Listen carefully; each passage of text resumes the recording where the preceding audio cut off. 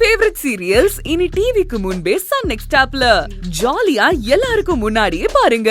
இப்பவே Sun next ஆப்பை download பண்ணி சப்ஸ்கிரைப் பண்ணுங்க.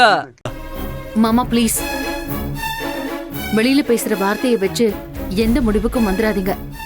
அவன் மனசுல இருக்கிறதும் அவன் பேசுறதும் ஒண்ணு இல்ல, வேற வேற. கதிரு, இதுக்கு நீ தான் பதில் சொல்லணும். உன்னால மட்டும்தான் இந்த பிரச்சனைக்கு ஒரு முடிவு வரும். ஏ வெண்ணிலா, அவன் நம்ம கிட்ட மட்டும் சொல்லலடி, இப்ப மாடியில இவகிட்டயும் சொன்னான். எனக்கு அகிலா வேண்டாம், நான் அம்மா சொல்ற பொண்ணத்தான் கல்யாணம் படிப்பேன்னு இவகிட்டயே சொன்னானே. கேளு. ஆனா அது உண்மை கிடையாது. இவன் கல்யாணத்துக்கு சம்மதிச்சதுக்கு வேற ஏதோ காரணம் இருக்கு. நீ வேண்டான்னு சொல்றதுக்கு தான் காரணம் இருக்கு மகா. அந்த காரணம் உன் தங்கச்சி அகிலா. ஆனா அவதான் என் தம்பியை மதிக்கவே இல்லையே. இதையே தான் கதிரும் சொன்னான். அவ என்ன மதிக்கல, நாய் மாதிரி என்ன அலைய விட்டா, அவ எனக்கு வேண்டான்னு தைரியமா சொன்னானே. ஆனா இவ விடல, விடவும் மாட்டா.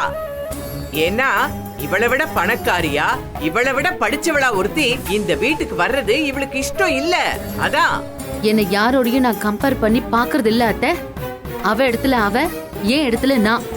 ஆனா நான் பேசுறது எல்லாமே கதிரோட நல்லதுக்கு மட்டும்தான்.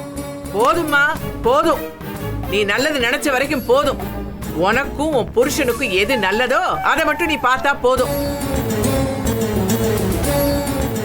எங்க மத்த பிள்ளைங்களோட நல்லதை பார்க்க நாங்க இருக்கோம். நாளைக்கு உங்க நல்லதை பார்க்க உனக்கு ஒரு புள்ள வேணும்.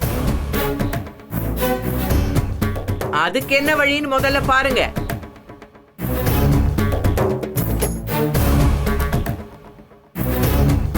அதுவும் சேர்த்துதான் இவளுக்கு பயம். எங்க வர்றவ ஒண்ணுக்கு ரெண்டா வாரிச பெத்து கொடுத்துட்டான்னா நம்ம கூட்டு வெளியில வந்துருவேன்னு பயப்படுறியா?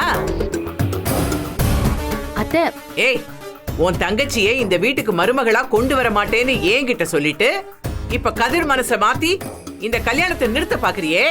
இதுல இருந்தே தெரியலையா நீ யாரு எப்படிப்பட்டவன்னு?